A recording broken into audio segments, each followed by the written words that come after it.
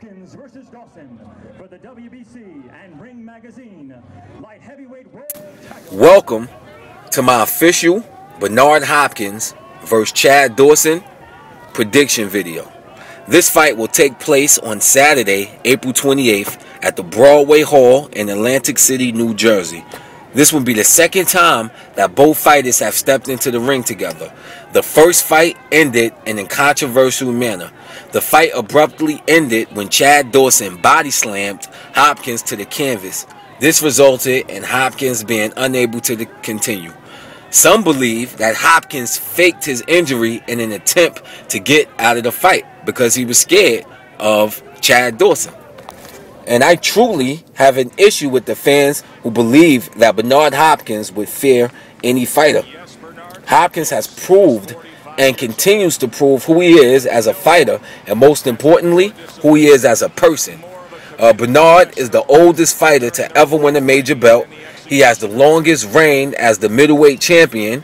He has the most title defenses as a middleweight champion. He was incarcerated. In prison, he focused on boxing, and upon his release, he turned pro. Hopkins lost his first professional fight. He then went on to win 20 consecutive fights. His rocky start, followed by his subsequent success, should let you know the type of person that he is, and these traits should never be questioned. Number one, Bernard is from Philly. He's a 6'1". He has a 75-inch reach. He has 52 wins, 5 losses, and 2 draws. He has victories over Pascal, Roy Jones Jr., Kelly Pavlik, Winky Wright, Antonio Tarver, Oscar De La Hoya, Felix Trinidad, and Glenn Johnson. Bernard has one of the highest IQs in boxing. Some would consider him a bully because in the past he has imposed his style and strength on smaller opponents. This plays into his tough Philadelphia persona. In the beginning and the middle of his career, Hopkins was known for his stamina, granite chin, and excellent defense. While his stamina and work rate has dropped as he aged, his chin and great defense has remained. I also believe that Hopkins has become wiser with his age.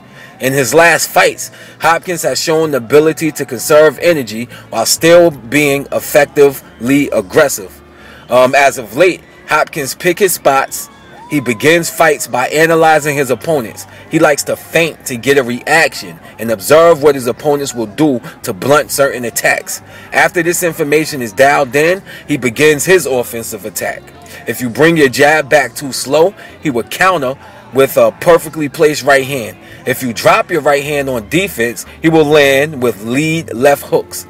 If you have your guard high, he will attack to the body. If you go straight back after combos, he will smother you and land a perfectly timed right as you finish with your combination. Aside from Mayweather, Hopkins is the best defensive fighter in the game. He uses his feet to stay out of range and he covers up effectively. On the inside, B-Hop can punish you. He hits while clinching. He hits behind the head, and he is so tough to get the mental edge on. In the second fight, Hopkins beat Pascal before the fight began. Hopkins knew that Pascal was a fighter that faded at the end, so Hopkins made him promise to fight into the 12th. Hopkins even did push-ups in the ring to show Pascal that he was built to go a full 12. I also remember Hopkins throwing the Puerto Rican flag down in Puerto Rico when he was fighting Felix Trinidad. The thing about Hopkins is the fact that, when you fight him, it's going to be a physical activity as also a mental activity. So, I will definitely ask, is Chad Dawson up for the fight mentally?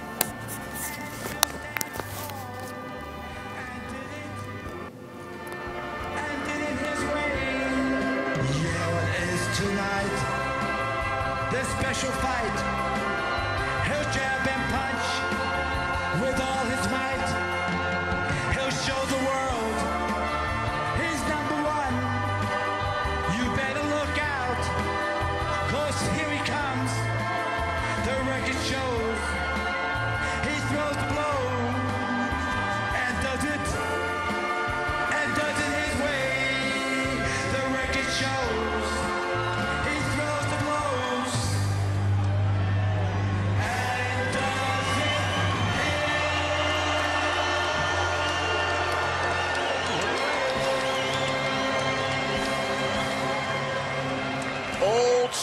Sinatra.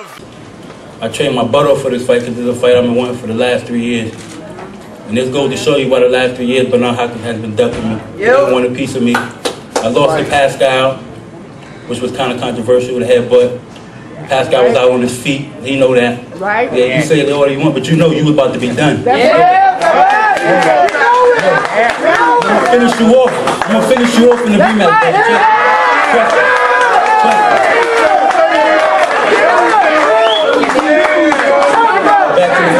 I'm sorry for the When was your last knockout? Hey, you lost to a 46-year-old man, brother, twice. You lost to a 46-year-old man twice. You was out on your feet, brother. You was out on your feet. You got lucky. Sit down, man. Sit down. You got lucky. Sit down with your tight pants. Sit down. You got lucky.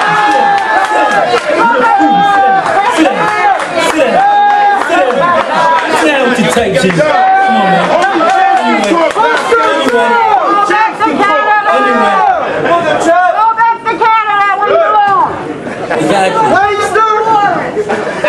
This time we're gonna do it in the U.S. Do it over here, let's see what happens.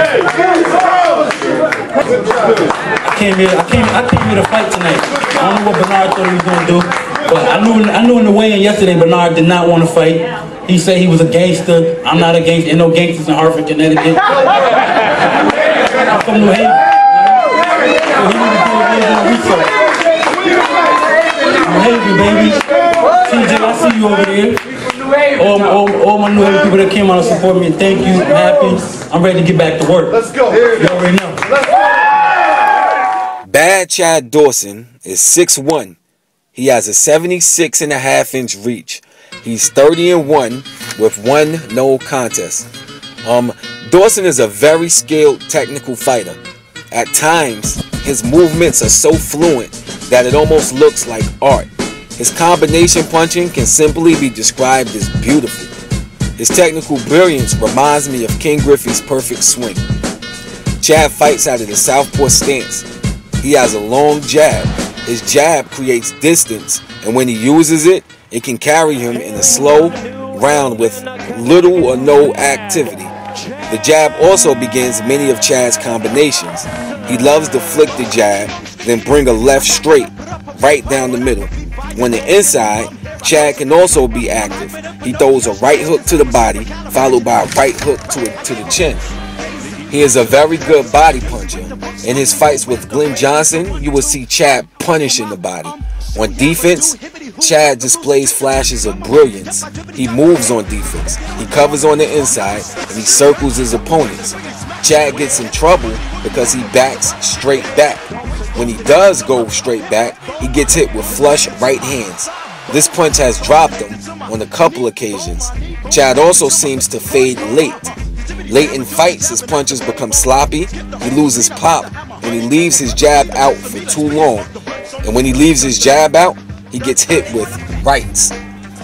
Dawson has been in trouble early and late in fights. When this happens, he always recovers and comes back strong. He also has shown the ability to fight on shaky legs. I'm impressed with him because he has the ability to think when fatigued and hurt. This is when he shows his grit. Mentally, Chad is a strong fighter. I have never seen him discouraged. I do, however, feel that he is a little confused. The media has him thinking that he needs to be more exciting and go for more knockouts. I believe that he has tried to conform to this idea. This often makes his fights boring, and he also seems to get hit more when he goes for knockouts. He changed trainers a few times, and this reflects his confusion. Chad can also take rounds off. When he does this, he allows the fight to be closer than it should be. Come fight time, I hope that he figures out exactly who he is as a fighter, because any sign of insecurity is basically going to play into Bernard Hopkins' hands. Shirley taking a long, hard look. It's all Dawson. Mendoza. Welcome to the Keys of Victory section of the video. In this section, I will go over the things that I think both fighters should do in order to maximize their chances of victory. I will start this section by discussing the keys of victory for Bernard, the Executioner Hopkins. In order for Hopkins to have success in this fight, he must establish his right hand. In his fights against Pascal and Kelly Pavlik, Hopkins has shown the ability to land his punch on a regular basis. In the past, Dawson has shown the ability to get hit with this punch. In Dawson's fights with Pascal, Thomas Adamak, and Glenn Johnson, this is the punch that has gotten him in trouble.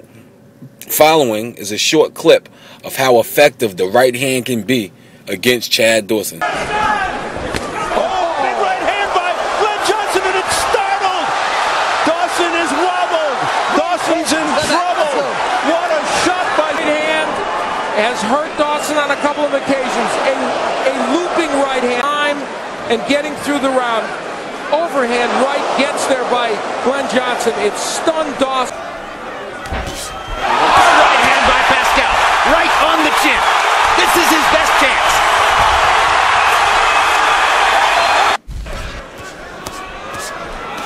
So the bottom line is it's a big light heavyweight fight. Both guys land shots. Dawson grabs and holds as Pascal touched him up again. So Pascal's right hand is making an imprint in the fight, particularly in the last 2 rounds. Hands are free, guys. In one of Hopkins' fights, his trainer, Nassim Richardson, instructed Hopkins to swim without getting wet. Against Dawson, he must be offensive and give Dawson something to think about. If Hopkins thinks that he can fight in spurts, he will be in a world of trouble. It seems as if Dawson has a genuine dislike of Hopkins. In press conferences, he has promised to be aggressive. This means that he will move forward.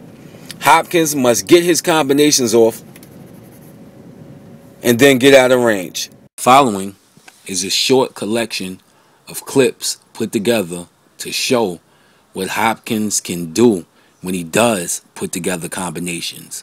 The only difference being is he's going to have to put together these combinations more often against someone like Chad Dawson. Pavlik's opportunities to find Hopkins have been far between. Pavlik's legs are stopped by a Hopkins uppercut. And Hopkins thinks that he momentarily has it. And he comes forward on the Virtue. Good left hook up between the gloves by Hopkins. Rips Pavlik with his left hook again.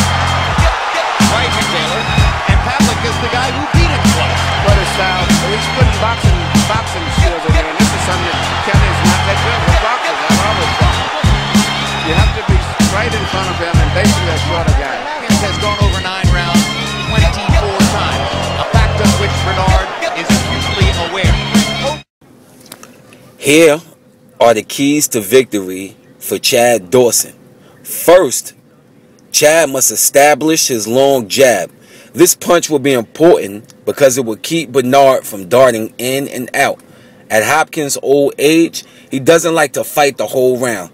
Hopkins picks his spots and fights on the inside. A good jab may not score often, but it will give the impression that Chad is working. Chad also likes to throw combinations behind the jab. So in addition to making an impression on the judges, it will also start his combination punching. Chad must also work on the inside. Hopkins mauls and often scores on the inside. In his fights with Pascal and Pavlik, Hopkins was able to hug, punch, and score on the inside. Hopkins also used this time to rest. By fighting on the inside, Chad takes this away from Hopkins. Chad is the younger and stronger fighter. In the first fight, Chad did not allow Hopkins to come inside, land, and hold. When they clinched, Chad went to the body and pushed Hopkins back. Here's a short clip of some of the action from the first fight. Il est devenu champion du monde WBC dans cette catégorie des mi-lourds. À la surprise générale en Floride. Il est devenu champion du monde WBC dans cette catégorie des mi-lourds. À la surprise générale en Floride.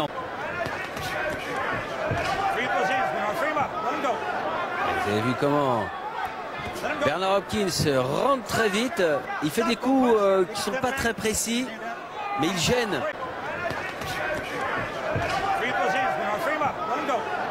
Vous Vous avez vu comment Bernard Hopkins rentre très vite. Il fait des coups qui ne sont pas très précis, mais il gêne. Un seuil de respectabilité assez tardivement, on peut le dire. Et il nous a forcé à l'admiration, encore une fois, face à Jean-Pascal, nous le disions tout à l'heure.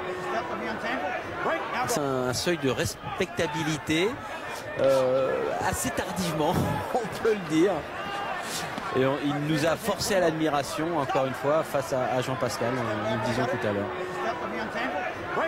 Avec l'âge, les grands sportifs, on se souvient de Jimmy Connors par exemple, ou même André Agassi. Avec l'âge, les grands sportifs, on se souvient de Jimmy Connors par exemple, ou même André Agassi. First, I would like to apologize. I had to rush this video, so I had to leave some things out. You know, it was a couple time management issues where I put out the Manny Pacquiao versus Timothy Bradley prediction, and that fight is happening all the way in June, and I completely left out the fight that's happening in April. So, you know, that was my bad, and won't happen again. And you know, I guess, you know, I'm a new poster, so there's certain things that I'm gonna have to learn. But, you know, on with the prediction. Sometimes it's hard to separate the past from the present. It's hard because Bernard Hopkins has provided me and so many other boxing fans with great memories. He is a living legend, and while I want to see him turn back the clock for one more classic performance, I am also a realist. His performances against Pascal and Pavlik were great, but I also know that both fighters were limited. Bernard is facing a different type of animal in Chad Dawson. Pascal only liked to fight in spurts. Pavlik was only effective with people who stood in front of him and traded. Chad is not perfect, but he does not have the blaring defects of Pavlik or Pascal. With his long jab, Dawson will make the fight real uncomfortable for Bernard Hopkins. He'll make him fight when Hopkins doesn't want to fight. When Hopkins wants to hold and rest, he's going to take that completely away from him. On the inside, Dawson has the craft as well as the strength to not allow himself to get beat up. Dawson will press Hopkins. I feel that Hopkins' defense is still good enough to prevent himself from getting knocked out, but he will be in an all-out retreat. Hopkins is also too slow to land anything that will hurt Chad Dawson. I have Dawson winning this one in an anticlimactic decision. Dawson will press Hopkins, and Hopkins will retreat. For some, it will be boring, but for somebody like me, who you know, I like chess matches. You know, I like sometimes fast chess matches. Sometimes I like, you know, slow chess matches. I do feel that this will be a chess match. It's gonna be like you know, a pitcher's game in baseball, where, you know, a 2-1 game, where you know, an error in the second inning allows somebody to, you know, move on to second base, and then somebody hit a single and then they score, and that could be the you know, the winning run. For somebody like me, that's entertaining, but I know for some who just like people getting in there and slugging it out, it's going to be boring. So watch, and I think a lot of the so-called boxing fans are going to be turned off for this fight, but I think people who have an eye for boxing will definitely love this one. Plus, it's going to be the passing on of the torch, because I feel Chad Dawson is going to go on to have a glamorous career. The kid he has so much talent. So thank y'all for watching once again, and you know, have a good fight night.